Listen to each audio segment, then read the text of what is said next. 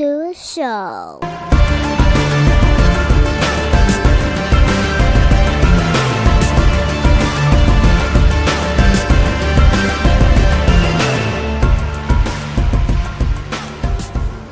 What's up, everybody, and welcome back to another episode of Off the Mats podcast. And today's guest is someone I encounter on Instagram. I follow them on Instagram, which most guests I do. And a lot of times I follow a lot of jiu-jitsu accounts, obviously, and then mindset coaching as well. It's just different things that kind of keep you in like the mental performance preparation type area. So our guest here on the podcast is in that realm, mental performance. So I want to welcome to the podcast today, Mr. Tom Smalley. Hey, Tom, how you doing, man? And welcome to the show. Good. Thanks so much for having me. Yeah, I know. It was awesome that we connected. Yeah, that's like the best thing about social media, man, is connecting with people you might not ever encounter in person. You know, for all that social media can be a lot sometimes, right? I think it's good to keep checks and balances on what you're consuming, right? But I think it really does bring this level of connection that you might not have otherwise, and bring this relatability to people that they might need. Yeah, social media, because I have multiple accounts, it gets tricky. I'm sure. I have BJJ Wiki, where right. a lot of jiu-jitsu. I have Off the Mats, a lot of jiu-jitsu. Then I have my horror podcast Instagram account, and that gets a little squirrely because horror content. And then music ends up popping up there, and then a lot of weird stuff. And then we have a sports beer review pod as well, right, where that algorithm gets weird. So it's like when I encounter someone like yourself on Off the Mats or BJJ Wiki, it's kind of a breath of fresh air because you see a lot of weird comments and like aggressive stuff. So it's like when you're starting to absorb certain content, it can be exhausting. But once you connect with somebody that's like, oh, like, you know, they have positive things to say and they have a message, it's refreshing. It's like, oh my God. Oof, totally. Real people. Yeah. And that's what I want that's always what I've strived for, is delivering value and providing a message of hope, encouragement, accountability too, I think is a big thing, but also just empathy as well. Oh, that's a big one. It's especially, these days you don't know who's a bot and who's real. Yeah, for real. I just looked at a post a few moments ago, and I'm looking at the comments. And I was like, I want to believe that's a bot, and people are fighting with whoever. And the thing is, the initial comment, it never responded back. So I was like, I have to believe that's a bot. You guys have to know that, right? But it gets a little weird. Like I said, when you start connecting with people, I've even had bots in my DMs, like. Kind of, there's certain things that kind of clue you in that it's a bot, but sometimes maybe they're just quirky. Right. Totally. Like I'm quirky, so it's like I don't right. Yeah, same here. Yeah. But yeah, before we get into like credentials and titles and everything, Tom, how do you usually explain to folks like what it is that you actually do? Like, so what I do is, it's a great question. I'm in the performance psychology field, so helping high performers, and I really I try to not just label them as athletes, because musicians, dancers, executives, people in the business world, human beings. If you're trying to, you might not be a pro athlete, but if you're trying to exercise regularly, or if you're trying to compete at something, anything, right? Or trying to execute a task at a high level, you are a high performer, right? So my job is to empower high performers to create that, transform that pressure, anxiety, performance anxiety, self-doubt into that resilience that they need in those moments where their best is required. So it's all rooted in performance psychology and the ability to regulate your emotions and mental skills. So that's what I'm when I work one-on-one with a client, it's about okay, what are you struggling with at the time in terms of performance, and what areas do you feel like you need to be more confident in? And a lot of times it's self-doubt, it might be self-talk, it might be emotional regulation.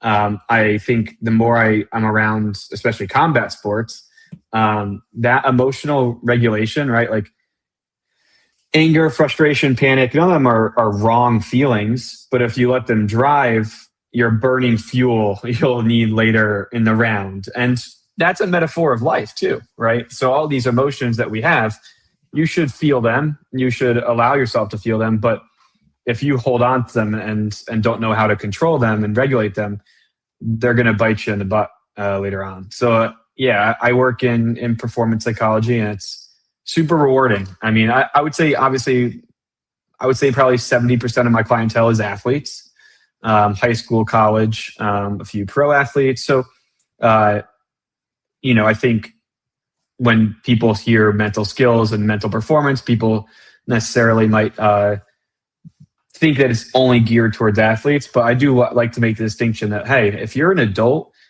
even if you're working a 9 to 5 and you're trying to be the best you can be in your day, you are a high performer.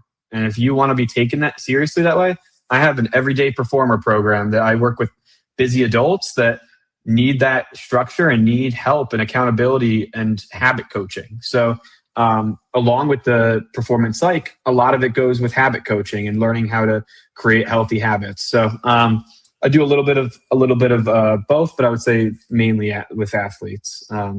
But super rewarding field. I think what got me into it was I saw the negative impact coaches can have, a bad coach can have, and I've seen the positive impact a really great coach can have.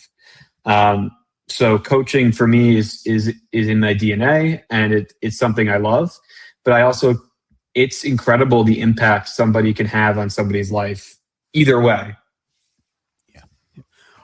Yeah, I was just about to ask you, that all sounds extremely rewarding and interesting. It was like, I was thinking, well, how do you stumbled into this one? Because you see a lot of folks, they will go into a field and kind of just hammer themselves into one thing. And it's like, was this one that you went into school for one thing and then kind of transition to this, or was this something like right from jump that you're like, I need to figure this out and be the answer, help some people? Yeah, it's actually, it's a really good question, because I didn't start in this realm. I was always in performance. So I had my own mental health journey, and I obviously you've shared some of my posts, and I've shared on my social media. I've been a public speaker about mental health for the IOCDF, the International OCD Foundation, since I was 17. So I was in intensive mental health treatment in high school, and sports were taken away from me because I had to focus on just getting better and surviving. And then when I got out of that, I went to college and didn't really know what I wanted to do. And it was kind of just a miracle I was at college. Like, we didn't think, I was struggling with suicidal thoughts, and it was down at rock bottom. So to be at college, it was like, who knows what he wants to do, but wow, at least he got here, right? And so it got to a point where I was like, I don't know really what I want to do. I was helping out at the time, 19, 20 years old. I was a student assistant for the men's basketball team at this Division I university I went to an undergrad. And I was abused about my mental health and my mental disorder, and was taken to the office, and they were telling me, you're going to be the next school shooter. You're going to be, you make sure you take your crazy pills. No female's going to want to date you because girls are going to think you're weird because you have OCD. Like, crazy things that shouldn't be said to somebody, right? Like, unbelievable. And these were adults that, I trusted, right? They were 40-year-old men that I trusted. And that is when, truthfully, I saw the impact of a good coach and a good mentor. Like, it doesn't even need to be sports coaching, just what a good mentor can do for people. And so at that time, I was also interning with the head of performance, like strength and conditioning performance at the university. And he really took me under his wing. And that's when I started getting into kinesiology and realized that's kind of the route I wanted to go. But I still kind of had a love for the psych portion of things. And I really kept that in my back pocket of like, these are kind of the coaching aspect was really the most important thing to me. So I majored in psychology and then went and got my master's in exercise and sports science and took a lot of sports psych education. And then I was director of performance along the way at a facility. I worked at universities, and that's when I realized I wanted to go more the sports psych realm, was because what I saw is even when these kids were just hammering their physical qualities, right? And just like, so, prioritizing that physical preparedness, but they were melting down during the recruiting process, during the pressure from their parents, the pressure from their coaches, just the pressure situations in general, the confidence, the performance anxiety. And I was like, man, this is what I want to do. Like, this is what the skill set I really want to help. And that's when I started my business, Struggle to Strength Performance. And so I think, it's interesting. It's the same thing with jiu-jitsu for me. Like there's something in each season of life, right? And like for me, like I was a competitive Olympic weightlifter for 5 years, and I stumbled into jiu-jitsu like after an experience with a coach where I was extremely burnt out, and they pretty much told me I wasn't worth their time anymore. And I was like, I had lost kind of some of that identity, and I stumbled into Atomic Jiu-Jitsu and like was really taken under their wing immediately. And I knew I wanted to compete again and compete in something, because I've been competing nationally for weightlifting for a while. And it was like, that was so much of me. But what I really emphasize now is like, okay, what do I tell my athletes? And how can I start applying those principles more now to jiu-jitsu and learning in the process? And the biggest thing for me has been like, yeah, I've competed a few times now, and I'm planning on competing in February, but like not making that the center focus and making sure that I'm also not making the same mistakes I did with weightlifting of allowing myself to be burnt out. And because when I put my whole everything into something, that's who I am. Like I can't go half in, half out. I'm not a half in, half out person. It might be the combination of OCD and ADHD. But once I get into something, I'm going to give it my full heart. I'm going to give it my full attention.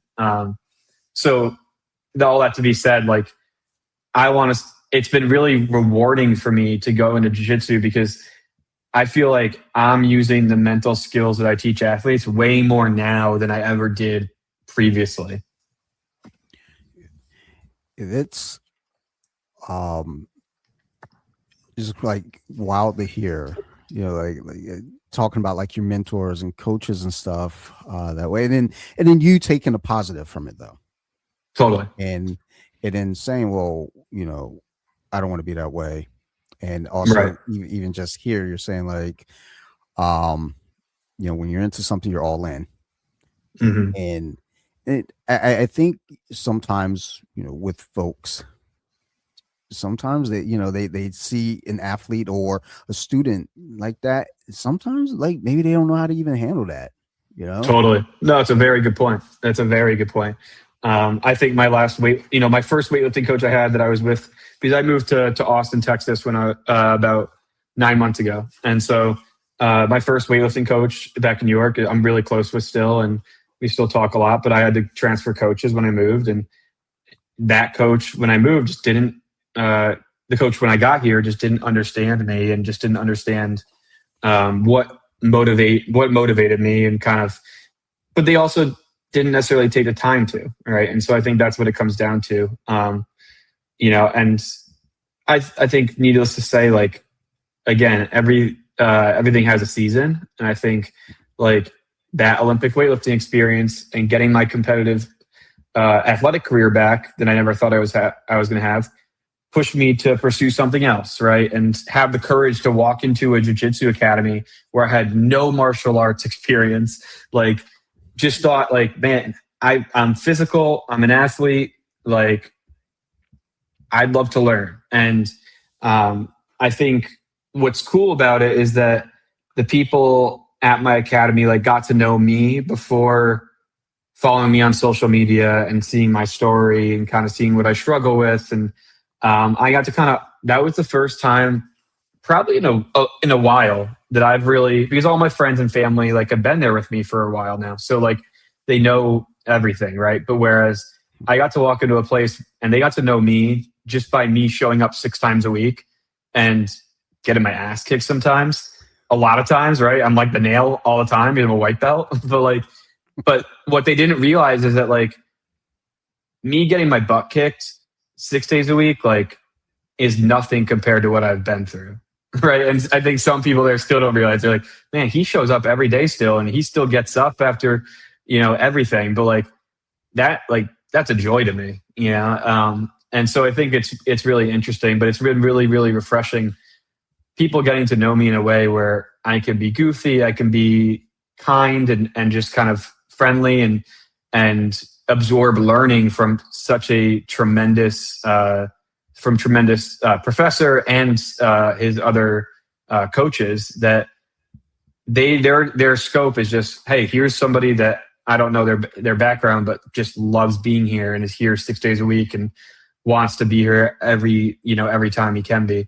And then they got to learn the excess stuff about my life once we kind of build that rapport. And that was new for me because I am so public about my mental health because I've been a public speaker for a while. So people, oftentimes see that first. And it was really rewarding coming into this, like just being treated as Tom. Yeah. That's, I think jiu-jitsu is kind of one of those right spots for, like you said, someone who likes to learn. There's always so much there. There's so much to learn in jiu-jitsu.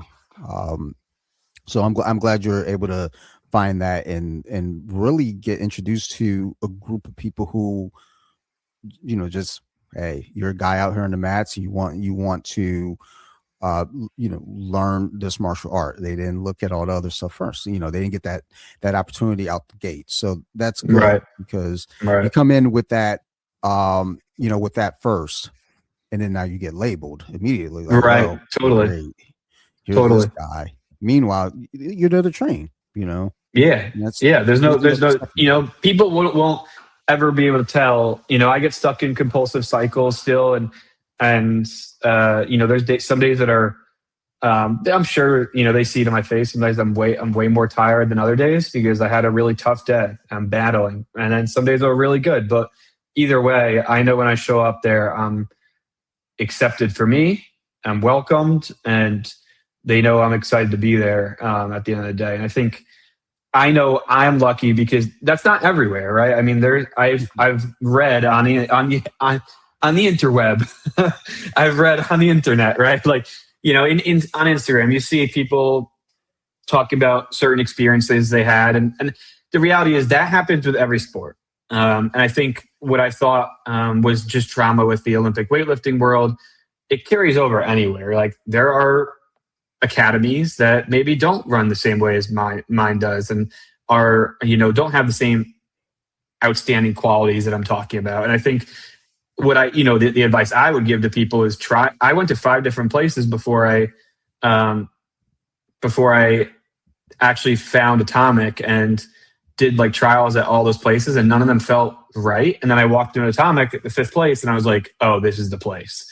And I think it really is important to like shop around and kind of really understand like what you want, define your own goals. Do I want to just learn self-defense? Do I want to compete eventually? Like I knew I wanted to compete eventually, but I was able to tell Professor Adrian, like, hey, like I want to compete and I want to really like dive into this, but I also don't want to make the same mistakes as I felt like I did with weightlifting, where I was just like this bell cow of you got to compete this day, right? Like my whole life, that wore on me. So to be at my best is kind of understanding what I need. And so I think people just need to understand that. And I think, but it does go to, I'll keep complimenting Atomic because it does go without saying, like that starts from the top.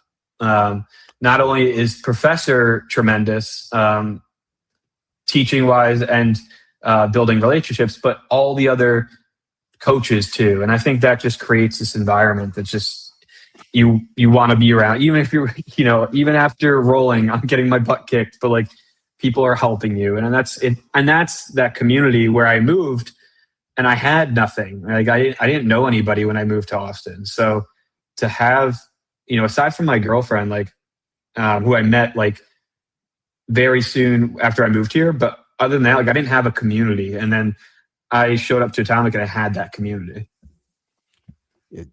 I was just talking about that with the teammates yesterday as I visited another gym. Just kind of dropped in for open mic. And I like to think that in our general area, we all kind of run similar. We all kind of have a similar personality as far as gyms. And one of the guys, we were all sitting around talking. One guy was like, "Yeah, actually, I started at that gym, and I felt very unwelcomed." I was like, "Dude, I signed a waiver to do open mat. I felt unwelcomed."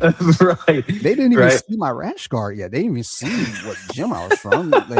They told me to, sign up as a free trial guy. And I was like, right, man, like if I'm doing that, maybe make this experience a little different. But well, like you said, that type of stuff comes from that leadership up top, right? It's like if the professor is at the top, and then you got your coaches there as well with them, and they all kind of vibe on the same wavelength of how to respect people, how to take you as an individual, and because coaching isn't one size fits all. No, exactly. No, that's such a good point. Yeah. I look at my teammates versus myself as like, sure, we're all learning the same thing, but we're all learning it differently. And 100%. For myself, it's just like they're absorbing it one way. I'm like, look, I got to take this in a little bit slower, and I have like we were going over. I can't remember. Was it knee cut? We do knee cut quite a bit, and we're going over this. I remember like just sitting there on a Saturday morning going over it, and it's not clicking. 7 months later, we go over it again. It clicks. I was like, why didn't I see that 7 months ago? But everybody else was getting it. So, but to have coaches that recognize that, because at no point should you have a coach kind of like drilling at you about like, dude, you can't get this. Like, exactly. What's wrong with you? Yeah, and that was a previous experience I had, and not in jiu-jitsu, but in my previous sport, and it's so interesting. Like, I'm very fortunate in the sense that I work with organizations and teams, right? So I work with individuals, and obviously I work with a lot of organizations and teams too, and so I'm trained to detect certain things and understand like what's good coaching and what's not so great culture, right? And so I think for me, it was a little bit easier to weed out what academies would be good for me and what wouldn't be good for me, and what is good, what I'm getting everything I pay for and what I'm not, right? So I do feel for people that maybe are walking into sport and don't have the experience I have of understanding what is a proper learning environment, because there are a lot out there that aren't, and sometimes it takes like the experience to realize it. But I think it's a really good point that you make about dropping in for open mats, because I think that dropping into open mats elsewhere really made me, and I was really already very thankful and appreciative of Atomic, but it really opened my eyes to, wow, I am really getting top tier instruction and care from the coaches there, because I dropped in and it wasn't the same. I even saw them operating with their own athletes and clients, and I was like, this is interesting. Like, and I'm someone that needs a lot of structure. So, I think having a curriculum, having that kind of structure is really helpful for me. Yeah, the curriculum thing I think is so important. It's like I've seen scenarios where it's just like, coach comes in. I think we're going to do this today. Right. Yes. Hey, did you come up with that in the car on the way here? Literally. I mean, okay. Whereas like where I train at, there's a curriculum, and we might have like a little bit of a freestyle, a little bit, but it's still totally the same pockets. Yeah, or he's like working off different slices of certain things, and I think that's great. But yeah, it's crazy that we've had the exact same experience with that, because I dropped into a class when I was traveling for work, and I was in Dallas, and I'm sorry, Houston, and I they were like, oh, today I think we're gonna do a little bit of this. You're gonna do a little bit of that, and then we'll roll. And I'm like, like this guy just definitely got out of his car and was sitting in his car beforehand, because I got there early, and he was definitely planning this session. It's like, at the very least, it's like, dude, can this connect to anything that we've been working on? Like, right. I'm just, so, whenever I go to class, I record the coach smart explain everything, because that's how I take my notes. Yeah, I used to like write my notes right afterwards, but I'm the sweaty guy, so if I sit through my notebook, your notebook's drenched. Yeah, like, so I have a notebook, and it's funny. One of the coaches there, and she gave me the idea of doing like a white belt notebook, a blue belt notebook, and like having, I have a white notebook for my white belt. And, so I've been doing it for 9 months now, and like, it's been really helpful I tried the note taking afterwards, and it was literally me rushing to like write down anything I could remember, because I had to put my ego aside and be like, no, I need to just take notes during the instructional portions, and then put my notebook to the side when we go through things. Because it's crazy how we're so afraid to be judged, but literally like then you see other people with their notebook out, and you're like, oh, they have the same exact thought process as me. Like, it's hard to remember things right after you roll or after class. Mm-hmm. Like, I have a 1 hour window typically where I can remember after training. Totally. That's why I'm like, well, I got to write it down right now, but now I'm sweating. I can't do this. If I go home, I'm going to go home, hop in the shower, probably get a snack. 100%. That hour's gone. And now I'm like sitting there struggling. Like, so wait, how do I execute? Was it the left hand or the right hand? Wait, where do you put his foot? So when I do the videos now, I can come home, relax, start onto my Google Drive, hop on the laptop, type my notes too. I like to write them because I feel like when I actually write the stuff out, yes. Yeah, there is some neurofeedback there where you're actually really it's registering in your brain a little bit more. Yeah, it just feels so much better, and there's so many different things now that I've learned, and then I've rewritten it, and it's like, oh, I get it now. And then when we revisit that technique, maybe several months later or a year later or something, now and it's funny because I know the guys see me recording. I think, what did we go over last week? We were doing closed guard stuff. Mm-hmm. It's kind of all like from one week to the next week, it was all very similar. And I know there's some guys probably thinking, you just recorded the same exact thing last week. And it's like, yes, but there might be a small detail there that I didn't get last week, and I get it this week. And I can now register that. And I even told my coach, one of my coaches, I recorded with him yesterday. And I was explaining to him how I used one of his techniques that he showed at the open mat. And I was like, you know what? I'm going to stun on these dudes real quick because they ain't seen what I was like. I always struggle in my own gym because it's like, you guys, we're all training together. We all know the thing. We all know the same thing. Yeah. So I go to another gym. I gotcha.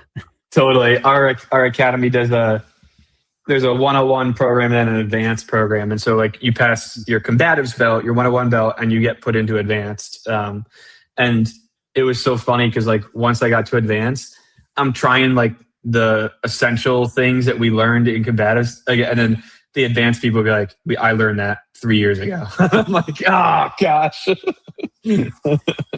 But there's something to that though, when you work those fundamentals so much, like Hodger Gracie. Huge. Yeah. he's out there winning like black belt tournaments with like cross collar stripes, and cats are like, dude, I just want a bolo. Right. Yeah. No, it's really, and I think that foundation really helped me. Like, I think, you know, when I think about learning and skill acquisition from my education, you know, from that standpoint, like, it's pretty crazy that some of these schools like kind of just throw people into rolling right away, like without any sort of like foundations of like even just defense. and that's where you, like, you know, my academy that I go to like hasn't seen any injuries. Like, I mean, I dislocated my finger like 5 weeks ago, but that was me just falling and not wrapping up a double leg. So that's kind of it was my own fault. But like, you really don't see a lot of injuries when you give these white belts or new people the fundamentals to feel confident when rolling. Yeah. Like, I always think about my injuries as self-inflicted mostly. Like any injury that's happened to me is usually my fault in some capacity. 100%. Like 100%. One injury that I had that was not all on me. I do still take some blame. But like, it was a groin injury, and I was doing a spider guard. And my teammate he stepped in like the crook of my knee to kind of break the grip, and I was stubborn. I was like, you ain't getting my grip. And then I heard a pop, and I was like, yo, you can have that grip. I gotta grab my inside of my leg right now. My groin just did something. Brutal. But you know, again, I'd still take part blame there because I could have let go. I should have let go. Yeah, right. And that's that's another thing that's so cool about jiu-jitsu is the ego is just like, you got to let go of it. Otherwise you're going to hurt you, because you're responsible in part for your training partner and for yourself. Right. Like, and it's just really cool to see people that are brown belts, purple belts, black belts, and these upper belts be like, I don't need to like show you that I can tap you out. Like, I can submit you. Like, we know I can do that. I've been doing this for 10 years, right? Like, it's just really cool to see. And you're in an environment, if you find the right environment where there are all those people, and it's like, those are the type of people in life that you want to surround yourself with. Yeah, we were working on sweep yesterday using lasso and spider, and then we were talking about transition to omoplata. And I'm paired up with 2 white belts, and I'm a blue belt myself. So like, I don't really consider myself like super, like, it's like I'm just an advanced white belt. That's all. But, you know, so as we're drilling, I, you know, put him in omoplata, and this one white belt has got really flexible shoulders and he's not tapping. It was like, I just tapped his shoulder. Like, I tapped his hip. I was like, I'm going to tap for you, buddy. Yeah. We're not going to test this. I don't even like this move because I get nervous anytime I get anyone in an omoplata. I'm like, I am terrified of what could happen here. And this dude's just sitting there chilling. I was like, hey, like, you're fine. I'm going to tap for you, and then we're going to go on to the next drill. Because it's just that. It's just drilling. So we're just showing how to get there anyway. I don't have flexible shoulders. So when they did it to me, I tapped me. I'm like, that's it for me.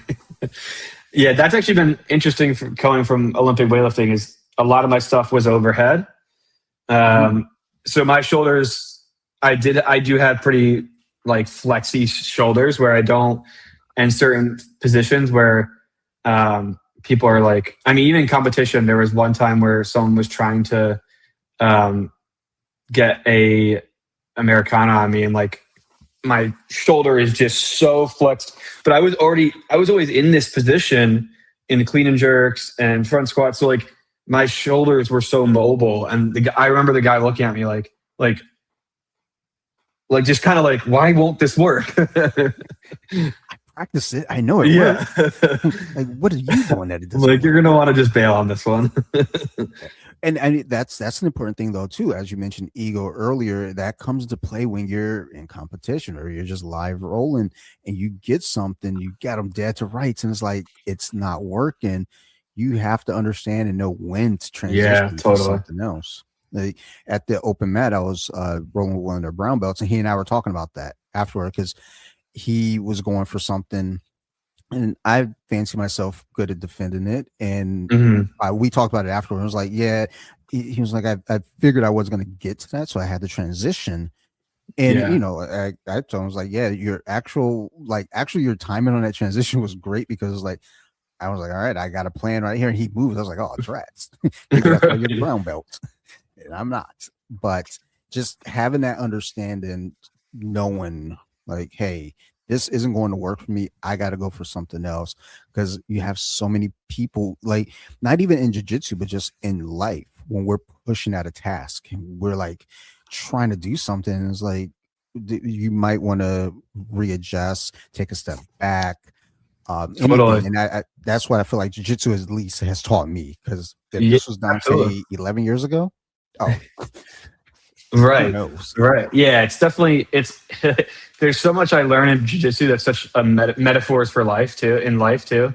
I mean, knowing when to pull back and like pivot to something else, like that is just something that's so prominent in life too. Yeah, like I try to explain to my friends and family who don't train just how much jiu-jitsu can translate to just off the mats. I was talking to my grandma about this the other day, just talking about stress and anger. I was like, I don't really. I'm human, so I experience those things, but I experience them differently now. I totally. Like, because I think about like being in class. Oh, this dude's got my back. Like that's a panic moment. This dude 100% do things. So, if you're just in your regular outside life and you're in, traffic or something, and it is not completely comparable, but it's like, it's still the ideal of being patient and knowing that the moment's going to pass, or looking for your openings. And as I'm explaining this to my grandma, she was like, have you talked to your younger brother about any of this?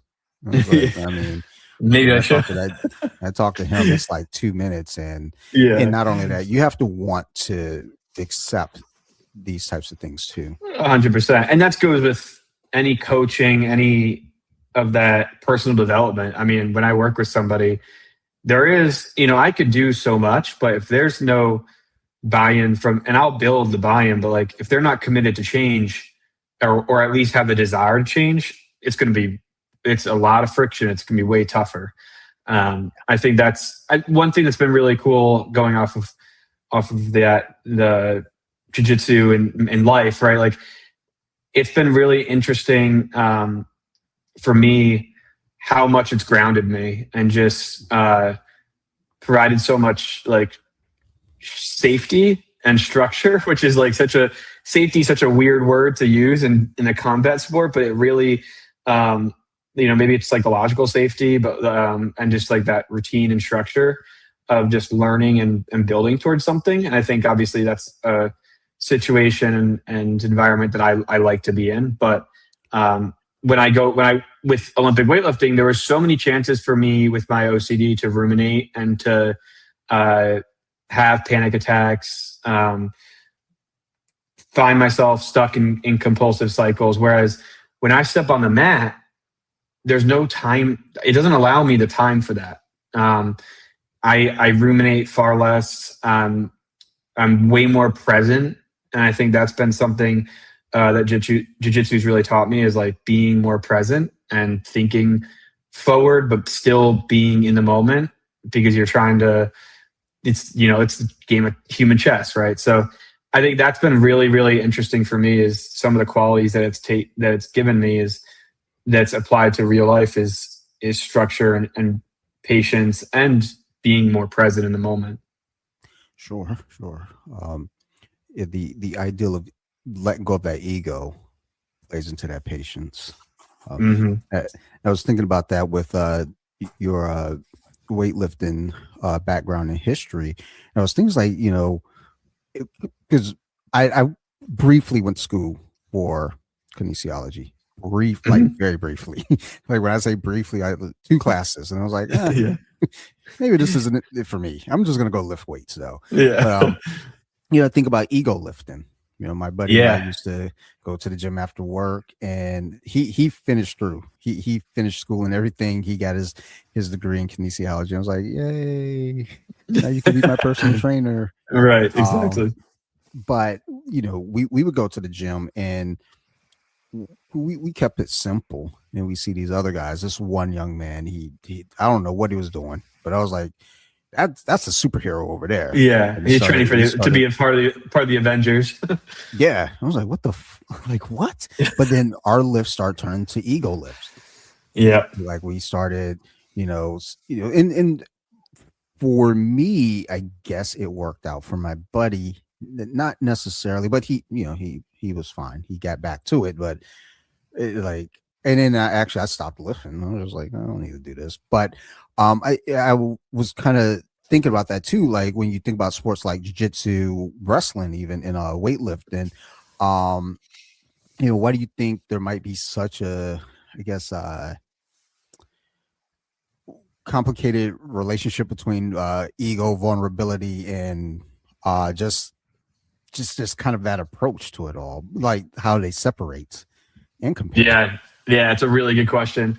I think because similar to, I would throw football in there too, because when I work with any of those sports, they're very macho man, gridiron-esque, right? And I think because of that being the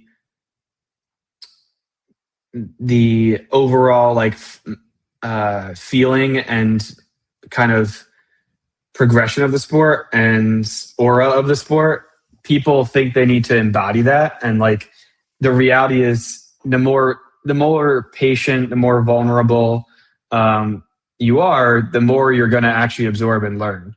I think there's and this is someone that obviously shares his experiences with being at rock bottom with his mental health and what I've overcome. I think I have gained so much more confidence and strength through allowing myself to be vulnerable.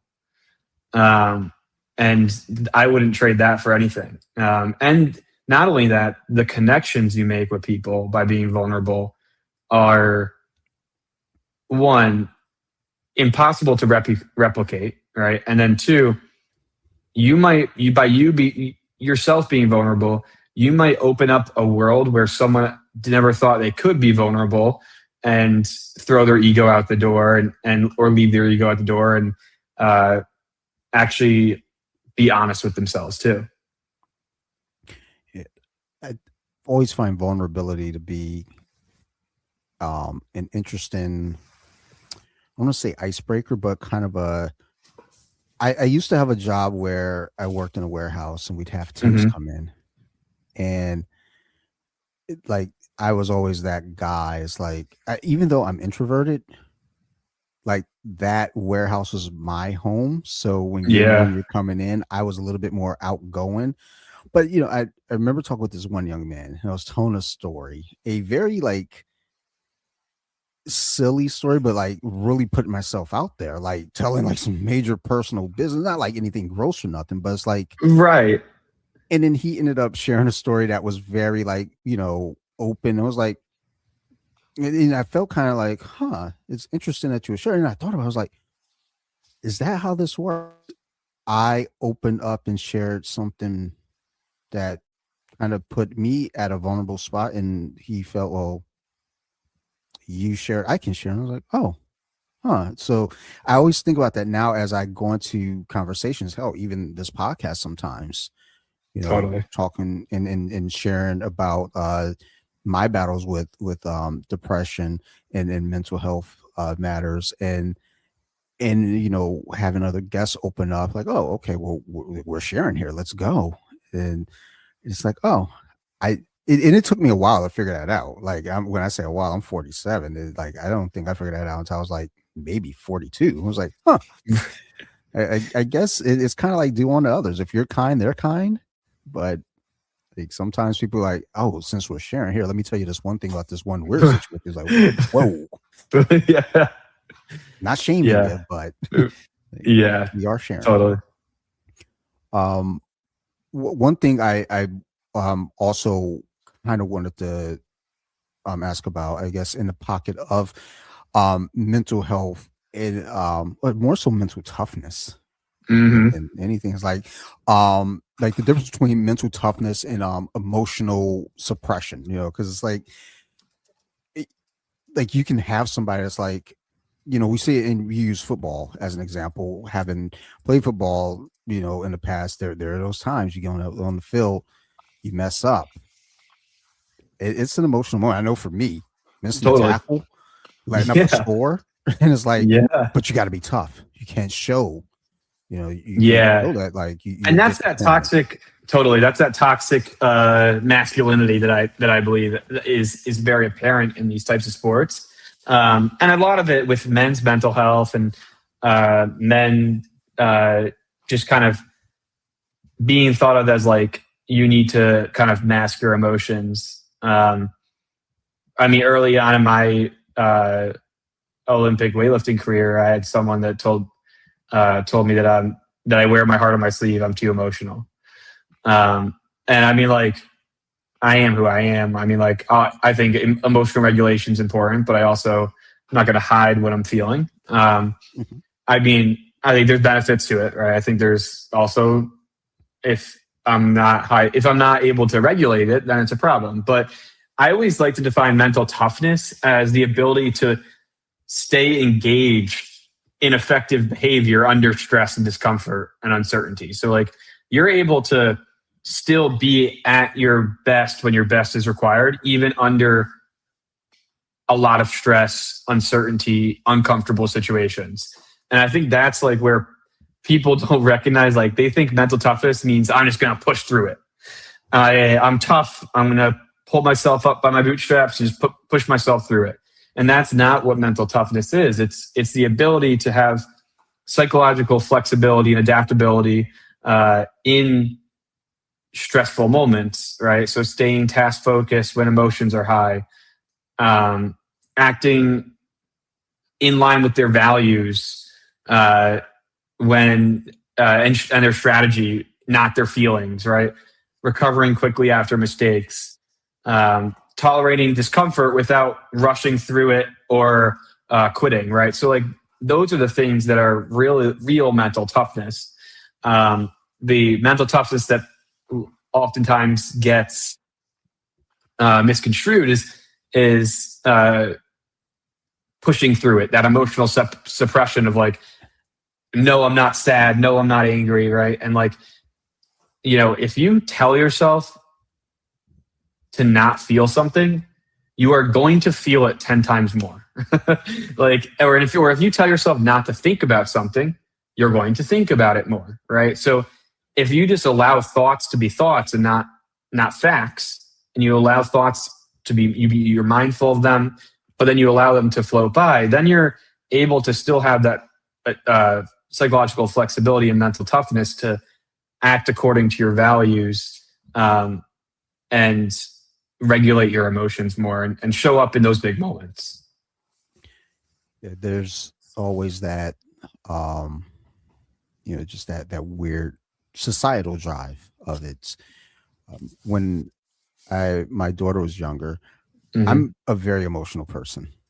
Hey, Tom, I don't know if you know this, man, but I'm a crier. Hey, anytime you need a good cry, man, I'm here for it. I am never afraid of it.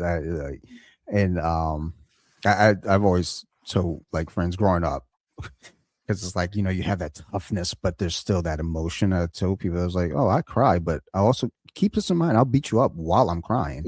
Right. Like, I will apologize to you as I'm beating you up. Don't get it twisted. Like, so before you guys start making fun of me, remember, I can still beat you.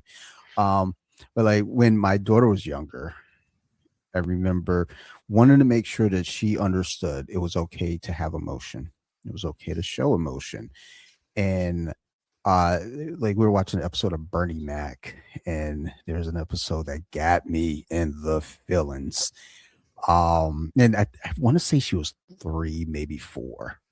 She liked watching it because it had kids, and kids are funny to kids. So Yep. this was a very serious episode, and you get some revealing information about, like, Bernie's dad, and I'm bawling, like, but not like weeping like loud, but like tears are rolling, and I'm like trying to fight it back, and I thought, I was like, why am I fighting this back?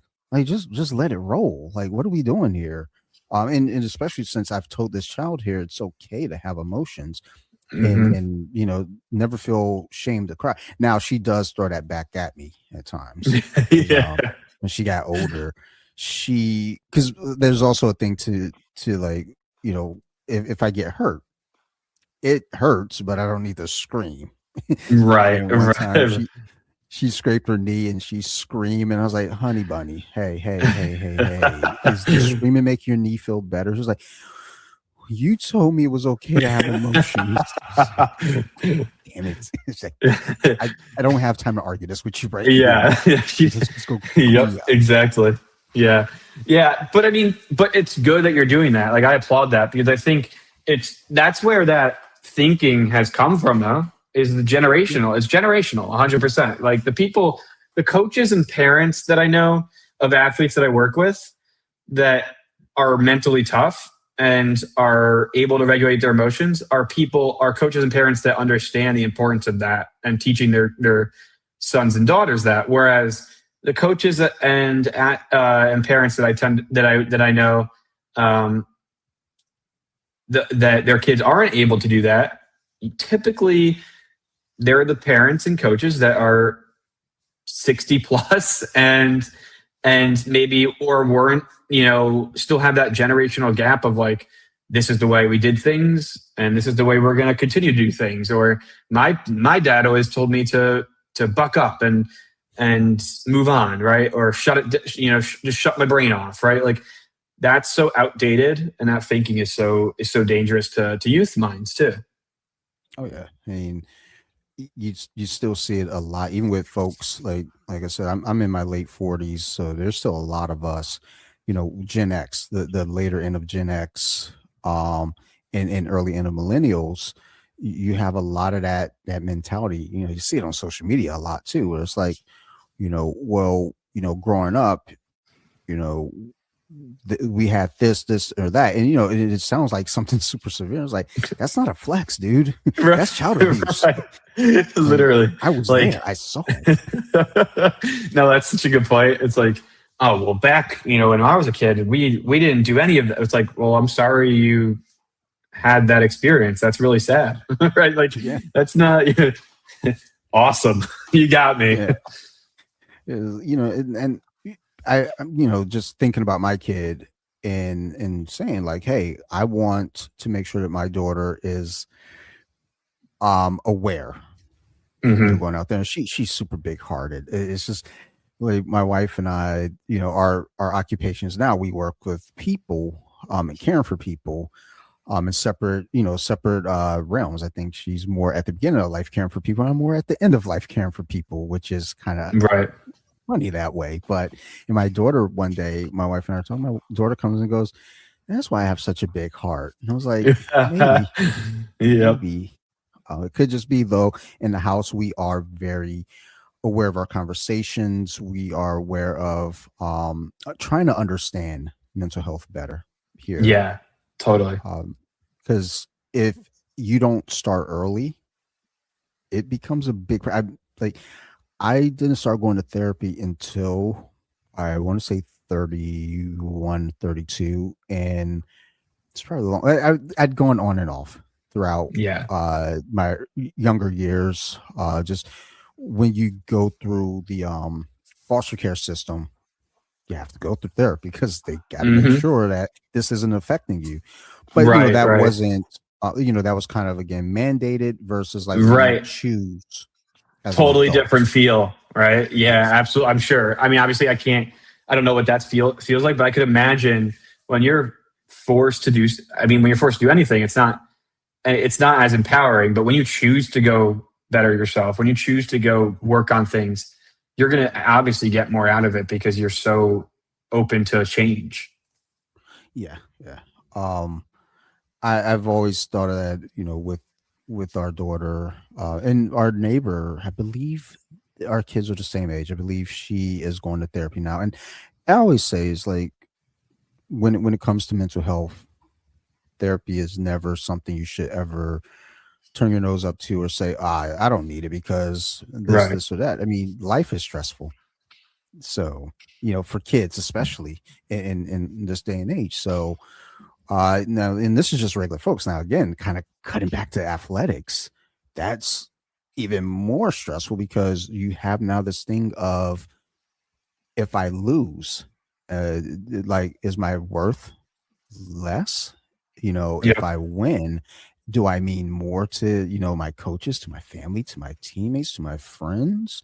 So I think as, we kind of approach mental health away from sports, it probably adds a better identity and help, athletes if they reach that before they even get there. Totally. Absolutely. Um, One thing I want to ask before we wrap up and hit a rapid fire here. I think I have a rapid fire. Let me see if I have a rapid fire for you. I love rapid fire, so I got to have This is one, the right? best. Yeah.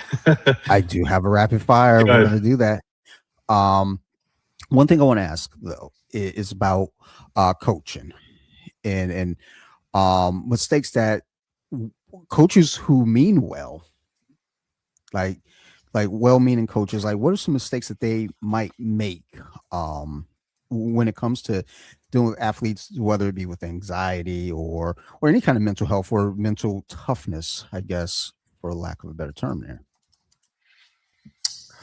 Man, the I think the emphasis is on they're well meaning, right? Like Mhm. it's not something that like they're consciously doing a lot of times, but trying to eliminate the anxiety would be number one, right? So saying things like calm down, stop overthinking, relax. That language teaches athletes that anxiety is a problem to get rid of instead of something they can perform with. Like my job as a mental performance consultant is to show athletes they can perform with performance anxiety and navigate it and still be at their best, right?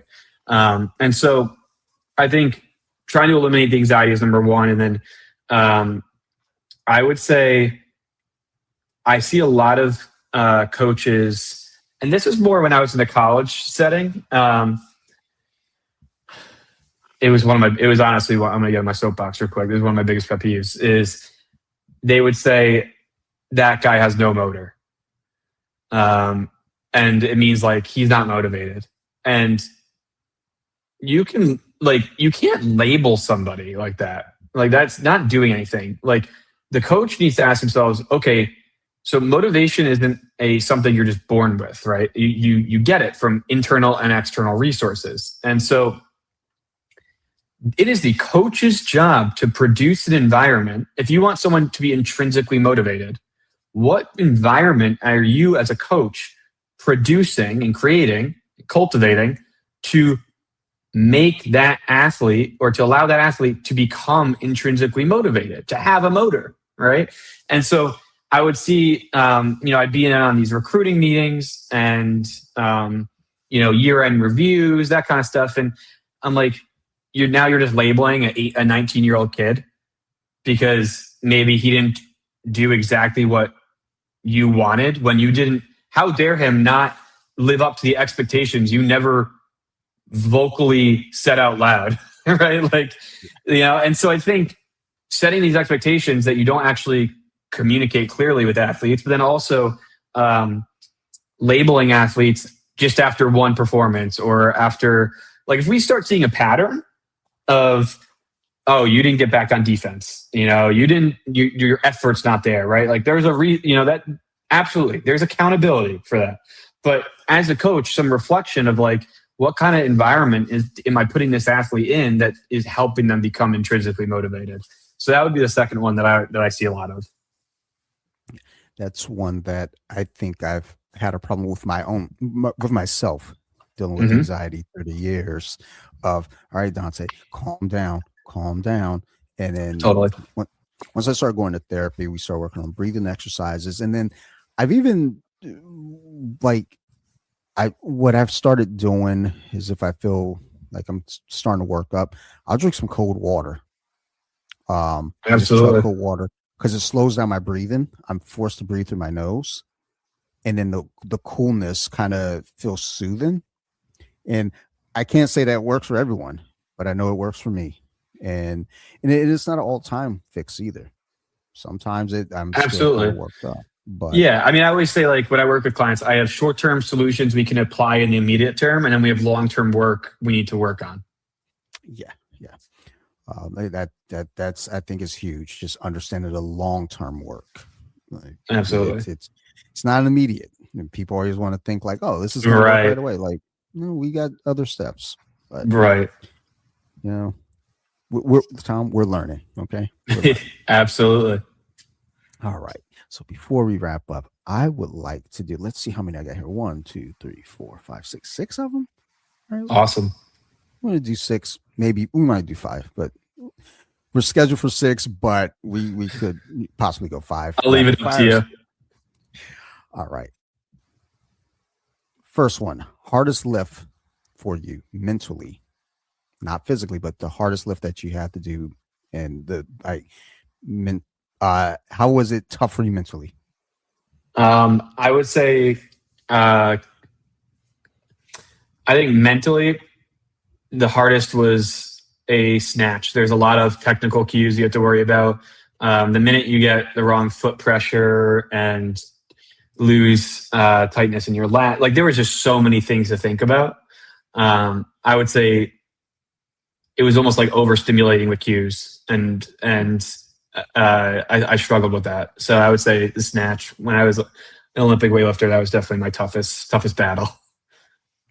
You know, like as soon as you said it, I was like, yeah, like right as you explained, I was like, I could see that, because I remember just being in the gym thinking, man, if I mess this up, right, everything. You could drop it on your, it's a lot. Most common misconception about anxiety in athletes. I would say that it makes them weak. So that's something I hear, like when an athlete has anxiety, they're often labeled as weak, or maybe not, or less than. And I think that's a misconception that I've been working tirelessly to try to destigmatize and break down. One habit you wish every coach would drop. That's a good one. I would say the habit of saying something like, oh, that just means you don't want to get better. Or like, I hate that. I mean, that's just one of my biggest peeves, because like people with anxiety, especially, like take that and harp on it because they want their coach's approval so much. And to know that they want their coach to know how much they care. And when a coach says that, it just it crushes you. That one I've heard before, and yeah, everything you just said there was exactly what I will go home and be like, oh my gosh, all the work I've been putting in, like they don't think I want to get better. That kind of thing is definitely tough. Yeah. One habit you wish every athlete would start. Reflection. I think, and I'm not talking about like hour long, but I do with my athletes something I call a what went well, what's worth improving list. T-chart right down the middle. You put 3 things that went well that you controlled, 3 things that you think are worth improving for the next time that you can control. Done. Flip the page. Then you have data, and over time you can see trends. But we don't need to reflect for hours. But I think reflection is super vital. Sure. And then we're gonna do 5 here, because number six got me tripping right now. So I'm chill on that. So we're gonna stick with number 5 here. What does resilience actually mean to you? To me, it means no matter what somebody throws at you, or what you have kind of facing you, or what you're facing, you're able to go in with intent and with the mindset of I can overcome this with the strategies, with my preparation and training, and understanding that I can adapt to the situation. Awesome. All right. And that's it for my rapid fire here. I love it, man. Tom. That was awesome. I appreciate you having me on, man. I mean, I'm glad we were able to do this. Thank you so much. Absolutely. Before we wrap up, do you have any shout outs or mentions that you'd like to leave our listeners with here today? I mean, I think final words of like encouragement would be like half the battle in life is daring greatly and just stepping into the arena, whether it be jiu-jitsu, whether it be anything you're pursuing. And when you do that, you've already beat 99% of the population.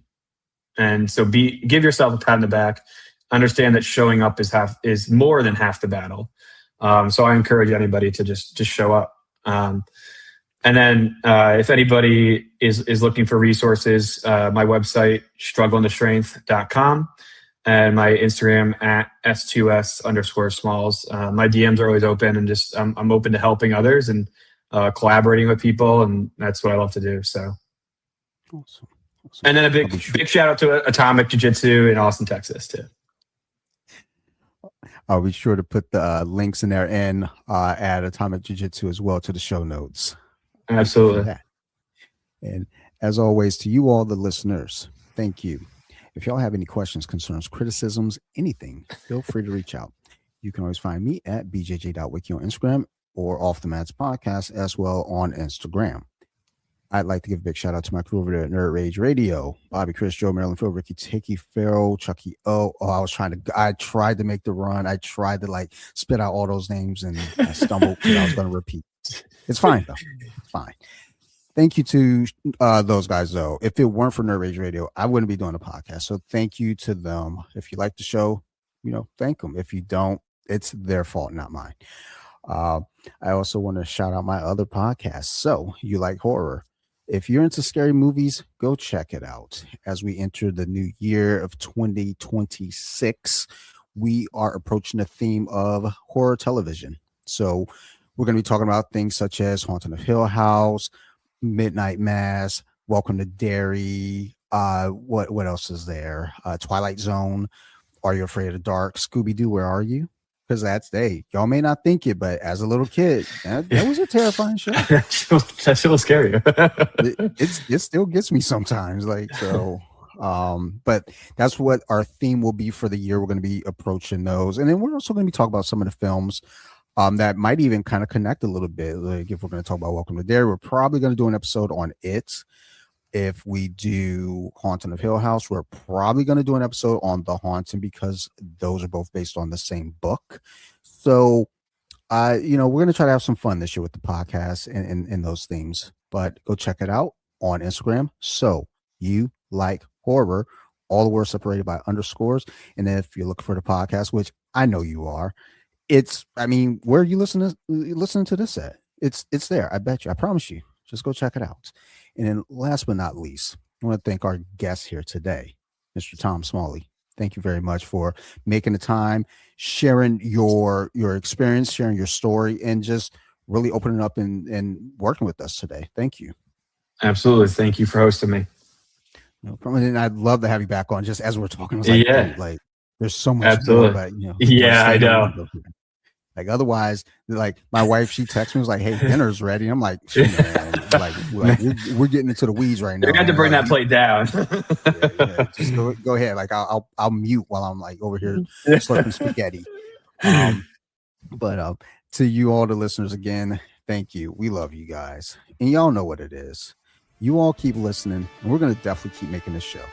Thank you, everyone, and goodbye.